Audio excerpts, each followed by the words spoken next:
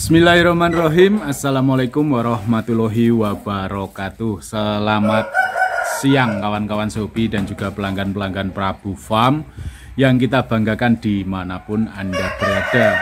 Semoga pada siang hari ini kita semua masih dianugerahi kesehatan, kebahagiaan, keberkahan, dan tentunya rezeki yang melimpah dari Allah Subhanahu wa Ta'ala. Amin ya Rabbal 'Alamin.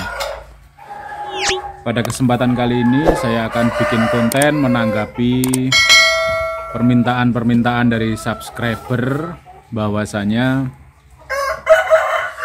pengen dibuatkan konten tentang tutorial atau cara ngair ayam versi Prabu Farm. Nah, sekali lagi versi Prabu Farm ya kawan-kawan, dan juga penjelasannya. Oke, sebenarnya saya dulu udah pengen buat konten itu, cuma sebenarnya sudah banyak channel-channel YouTube yang bahas cara ngair ayam. Karena apa? Karena ngair ayam itu memang basic ya kawan-kawan, dapat dibilang basic dari seorang penghobi itu harus bisa ngair ayam. Cuma kalau saya mau bikin konten itu resikonya terlalu besar kawan-kawan. Jadi kalau saya mau bikin konten pegang ayam sambil tak airin itu, kalau diupload di YouTube pasti kena pelanggaran pedoman komunitas YouTube. Jadi nanti channel saya diberikan warning dan resikonya akan di-banned seperti itu. Jadi untuk itu bukan saya nggak mau membuatkan konten yang benar-benar pegang ayam real bawa spon. Cuma ya itu resikonya terlalu besar. Jadi kalau kawan-kawan istilahnya hanya cari ilmunya, nah ini kita sampaikan secara teorinya aja. Jadi lagi-lagi omong doang ini kawan-kawan.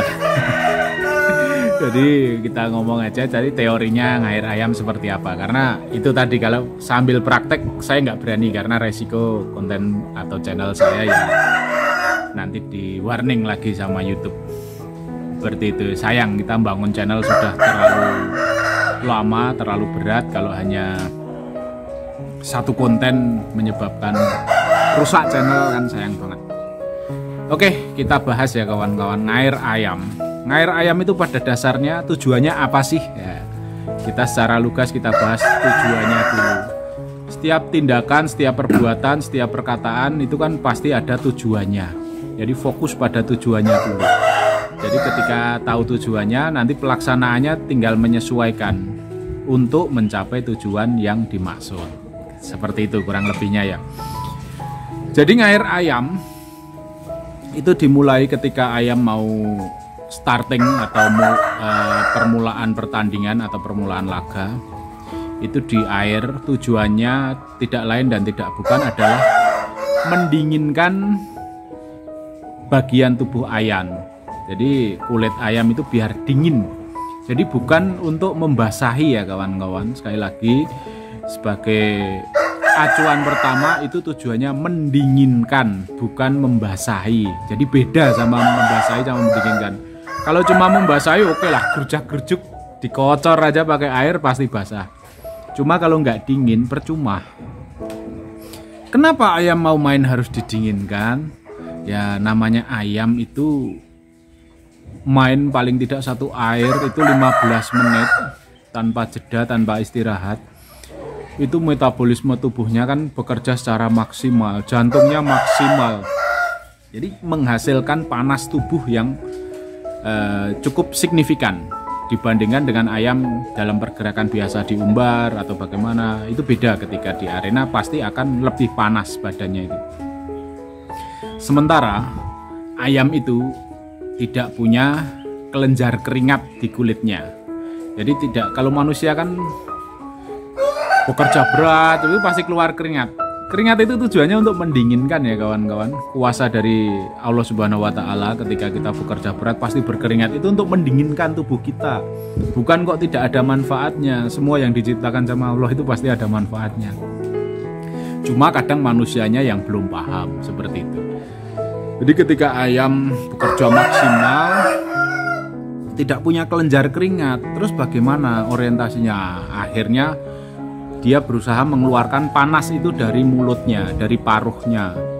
Otomatis mangap-mangap seperti ini. Dengan kondisi ayam mangap-mangap seperti itu, jelas performanya pasti akan terganggu. Karena apa? Karena harusnya dia teknik nyari atau nyari target, dia sambil melawan nafasnya sendiri karena panas tadi. Seperti itu. Jadi kurang efektif. Nanti performanya tetap akan menurun. Yang kedua, efeknya pasti sayapnya dibuka. Karena di sini panasnya luar biasa.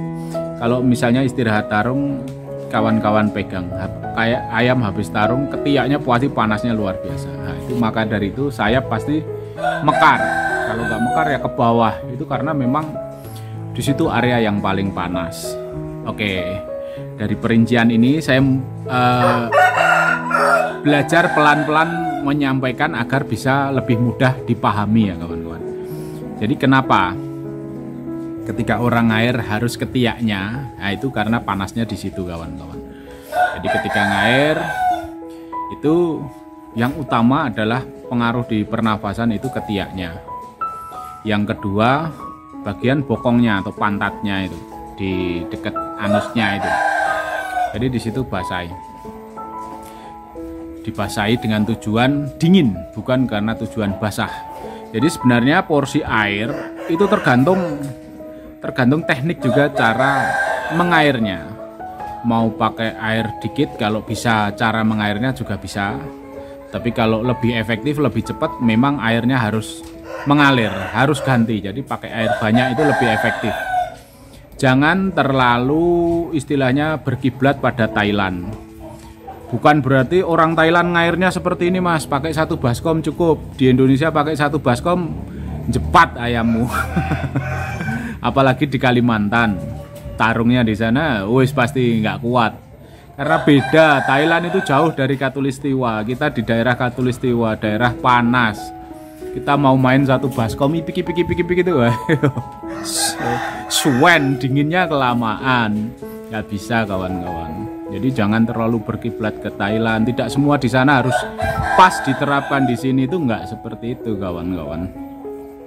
Jadi paling tidak kita bisa berpikir, menganalisa logis atau tidak itu semua ada di sini. Afala ta'qilun.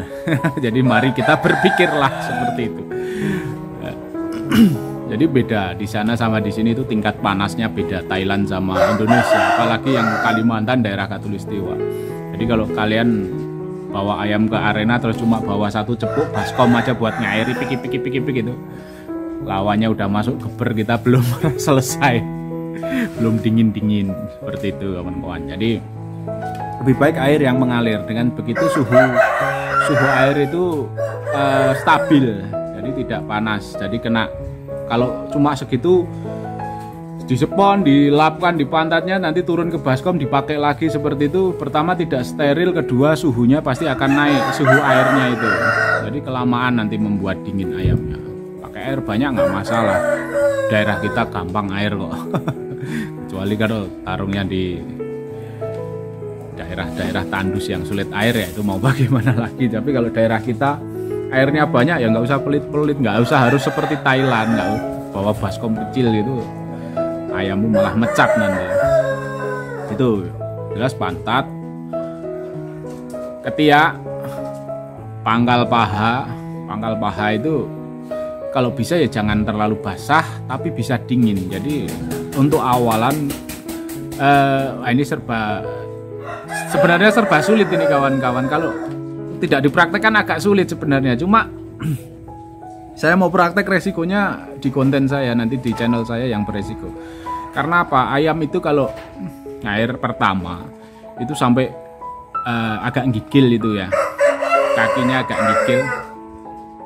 Itu ada kontraksi ototnya kenceng, nanti pukulannya akan keras.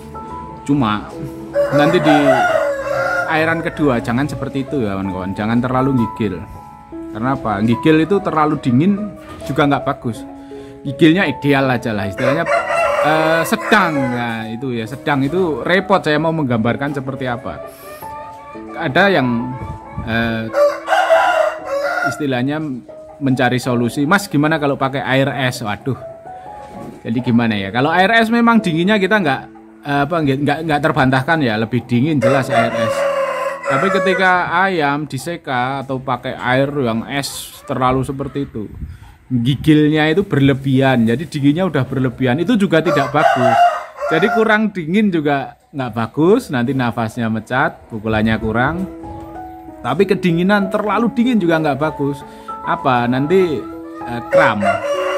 Jadi ayam kram itu nggak bisa mukul juga kawan-kawan, kaku, naiknya berat. Saya pernah nonton, bukan ayam saya tapi tarung di arena itu ada yang seperti itu. Jadi ayam cuma lompat-lompat kecil karena ayam kaku banget kakinya. Wah, ini ngairnya terlalu kedinginan seperti itu. Bahkan kalau untuk ayam yang sudah airan kedua itu tidak jarang kadang botoh pakai air hangat malahan kawan-kawan. Jadi sekanya itu justru pakai air hangat. Satu untuk mengurangi rasa sakit di badan yang kena pukul-pukul itu. Yang kedua justru malah menghindari efek kram di otot. Jadi otot itu kalau terlalu kenceng, terlalu kaku gitu malah kejang. Otot itu ada kontraksi yang berlebihan, itu justru malah nanti performanya juga tidak maksimal. Seperti itu kawan-kawan. Jadi gimana ya, saya menyampaikannya saya bingung terus terang kawan-kawan, karena ini sebenarnya ilmu lapangan, kalau mau diteorikan itu agak susah. Jadi ketika kurang dingin juga agak bagus, tapi gigil tapi ideal lah seperti itu. Saya gampang gambarkannya nggak begitu bisa, terus terang mohon maaf ini. Jadi seperti itu, kaki dan kita bagian-bagian aja ya. Dada juga seka di air, terus leher, kepala dipel, dilap, seperti itu aja.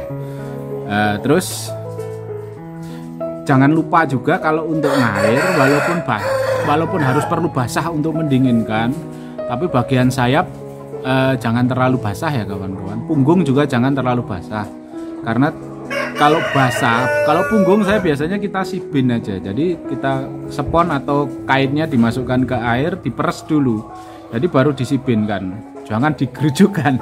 Kalau terlalu basah nanti ayam juga berat, naiknya malah justru terlalu berat, jadi nggak mukul seperti itu. Walaupun kalau bulu sayap sebenarnya kena air juga kering karena ada lapisan minyak di situ toh. Tapi hindari juga, kalau lebih baik hindarilah disipin, seperti itu aja. Terus kalau untuk leher itu penting, jadi leher harus dikocor, harus dingin, leher ini harus kontraksi. Jadi di samping untuk pernafasan dia juga untuk tadah pukulnya. Jadi apa ya, otot ini kenceng gitu loh, kena pukulan lebih kuat, seperti itu. Itu untuk airan pertama. Jadi ngair minumnya juga jangan terlalu banyak, tapi jangan kurang juga. Lah itu repot kan untuk menyampaikan seperti ini. Jadi sedang ya, jadi kita harus paham dulu lah, paham seberapa cukupan pemberian air minum itu harus paham. Terus satu lagi yang tidak kalah penting, ketika habis ngair selesai, sebelum masuk arena ini ada istilahnya kering-kering. Jadi spon diperes sampai apuh bener, sampai kering bener, itu dilapkan. Jadi sisa-sisa air itu diserap. Jadi air yang masih menempel di bulu-bulu, di bulu kaki itu terserap di spon, diperes, keringkan lagi, dilap lagi, keringkan lagi. Jadi ayam tetap dingin tapi tidak terlalu basah. Karena itu tadi, basah akan menimbulkan beban tambahan bagi ayam itu. Itu yang airan pertama ya kawan-kawan.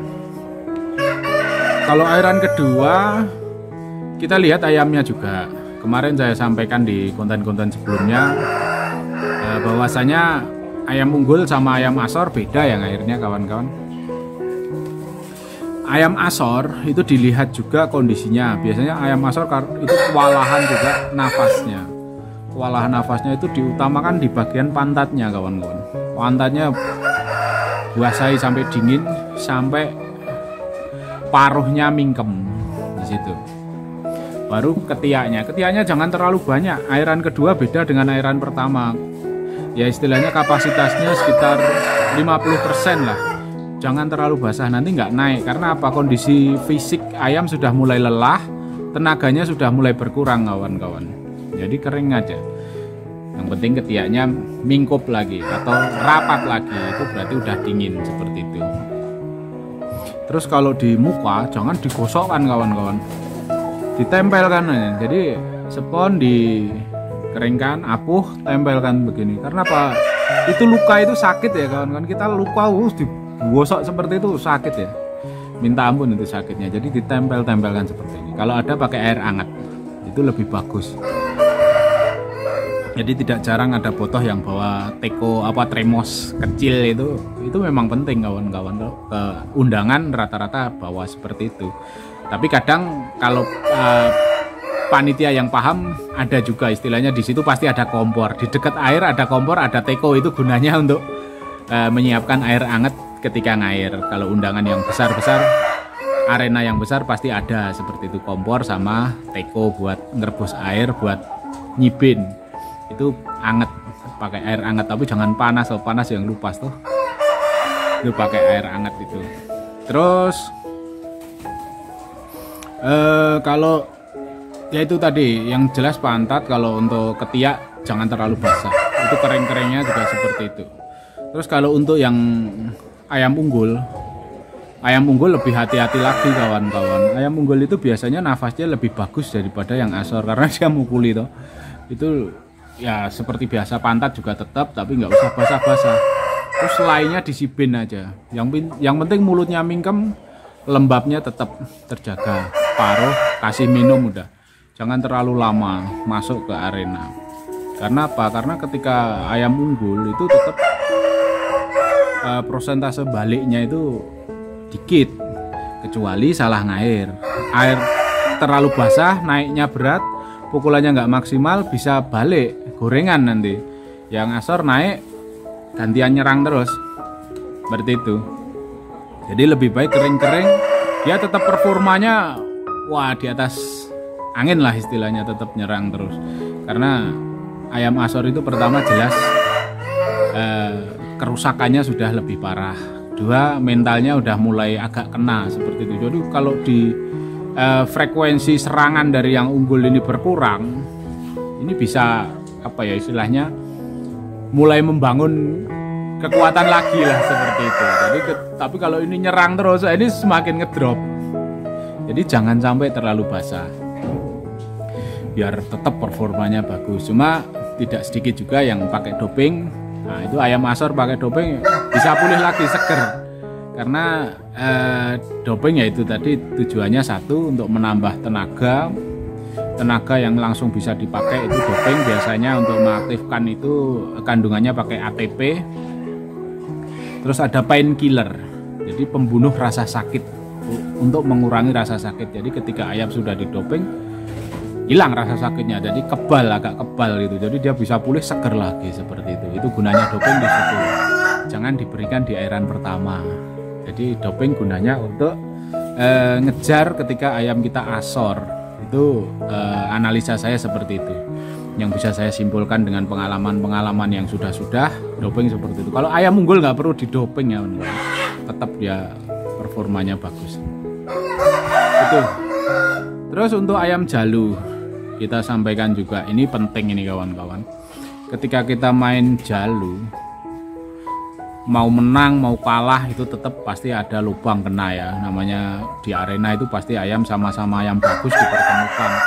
Jadi nggak mungkin nggak jalon, tetap akan kena gitu. Ketika masuk air hati-hati sekali. Pantatnya boleh basah, tapi di sini jangan sampai basah. Bener-bener apuh, mereseponnya itu harus apuh dilapkan. Ketika ada lubang atau luka, itu dikocor air, walah, itu sama saja nyiksa ayamnya kawan-kawan. Perihnya pasti luar biasa. Jadi harus dipel. Sekali lagi pakai air hangat lebih bagus. Jadi disipin aja. Ini misalnya buang pukul-pukul badan itu kan masuknya di dada-dada. Itu kalau dikocor sama saja mempercepat kekalahan. Jadi pakai air hangat, disipin aja, dilap-lap. Karena itu luka itu sakitnya luar biasa. Kalau kena air lebih perih lagi. Ya, jadi dilap-lap seperti ini. Kepala juga dilap-lap aja, ditutul-tutul seperti ini. Jangan sampai digosokkan, karena luka itu sakit sekali ya. Ayam itu nahan sakit. Nah itu kalau bisa mungkin ayam jalu jangan terlalu lama ngairnya. Jadi langsung masuk ke arena, dipel-pel, masuk lagi. Itu terlalu lama istirahat, itu juga semakin perihnya juga semakin semakin berasa. Jadi kurangi air, kurangi istirahat. Jadi langsung air langsung masuk arena seperti itu. Kalau bisa cepat-cepat, nanti paling enggak istirahat kan cuma 5 menit ya. Istirahat ngair itu cepat-cepat masuk arena, jangan terlalu banyak main airnya, ngocor-ngocor enggak, jangan. Yang penting kasih minum dikit, dipel-pel kalau bisa pakai air hangat tadi. Itu kalau ayam jalu. Kalau ayam pukul lebih aman ya. Ayam pukul lebih aman, jadi untuk ngairnya mau kotor lagi ya nggak masalah, cuma lihat-lihat ayamnya. Tadi kembali ke ayam unggul atau asor, itu pengaruhnya di pukulan, tenaganya bagaimana. Kalau tenaganya udah bagus, nafasnya udah bagus, nggak usah terlalu basah, nanti malah naiknya berat. Jadi dipel aja, dinginkan dikit-dikit, nanti pukulannya tetap keluar. Seperti itu kalau ayam pukul, lebih mudah kawan-kawan untuk teknik ngairnya. Kalau ayam jalu hati-hati tadi, jadi karena lukanya kan lebih banyak, itu jangan terlalu basah. Kalau terlalu basah pasti akan cepet tahu-tahu lari sendiri, keok seperti itu. Ada istilahnya untuk tambahan, kawan-kawan bisa cari itu obat semprot untuk mengeringkan luka. Kalau di Prabu Farm ada itu komando spray, itu untuk mengeringkan luka, tapi bukan untuk mengurangi rasa sakit ya teman-teman. Itu kalau untuk yang mengurangi rasa sakit itu pukulan, itu kawan-kawan bisa semacam bius lokal, itu beli ada. Itu seperti di pemain bola itu. Pemain bola ketika dia memar atau jatuh kan biasanya disemprot itu. Itu buat ayam juga bagus kawan-kawan. Jadi ketika ayam pukul istirahat ngair, semprot. Itu juga mengurangi rasa sakit. Istilahnya bius tapi tidak oral, tidak diminum, tapi lokal langsung ke kulit. Itu agak membal, kulitnya agak kebal nanti kena pukulan. Cuma ya terlalu repot. Kalau untuk main biasa nggak usah, itu nggak apa-apa istilahnya. Tapi kalau mau main agak tinggi di kelas undangan, itu penting cari itu. Oke, kayaknya cukup segitu dulu ya kawan-kawan untuk teknik ngair. Beda lagi untuk ayam kontes. Ayam kontes untuk awalan jangan terlalu basah, karena kita kejar poin. Bisa mungkin ayam itu cepat mukul. Jadi jangan terlalu basah, nanti berat. Yang penting cukupan aja. Di samping itu untuk teknik air kita lihat-lihat arena ya kawan-kawan. Arenanya seperti apa? Arena indoor dengan atap yang teduh. Syukur-syukur ada kipas angin, sejuk. Tarungnya di perbukitan, misalnya seperti di Tretes atau di Jogja ya, di Galweru itu cukup dingin, jadi tidak perlu terlalu basah airnya. Tapi kalau tarungnya di outdoor, di halaman, apalagi di tempat yang tidak ada atapnya, itu pertimbangkan. Apalagi tarungan-tarungan di kelas pasar itu juga dipertimbangkan. Karena apa? Karena panasnya lebih tinggi, jadi harus ngairnya lebih bagus seperti itu. Di area-area pesisir, tarungan pesisir kalau di Jogja ya seperti di Congot, Kutoarjo, Purworejo itu panasnya lebih, jadi ngairnya harus lebih basah, lebih dingin seperti itu. Jadi pengaruh lokasi atau arena itu penting untuk menentukan bagaimana cara ngairnya juga. Oke kawan-kawan, untuk berbagi ilmu konten kali ini di seputar teknik ngair ayam sekian dulu, udah cukup panjang ini, 24 menit. Semoga bermanfaat, walaupun sekedar omong doang, ini tidak ada pegang ayamnya ya, paling tidak ada gambaran lah yang saya sampaikan, bisa memberikan gambaran secara teori seperti itu. Dan insya Allah teori ini berdasarkan pengalaman dan benar-benar kalau diterapkan hasilnya akan bagus. Oke, salah-salah kata saya mohon maaf. Kalau ada yang mau menambahkan silahkan tambah di kolom komentar, biar kita bisa belajar bersama-sama dalam dunia hobi ini. Akhirul kalam, wabillahi taufiq wal hidayah. Wassalamualaikum warahmatullahi wabarakatuh. Salam sukses untuk kita semua.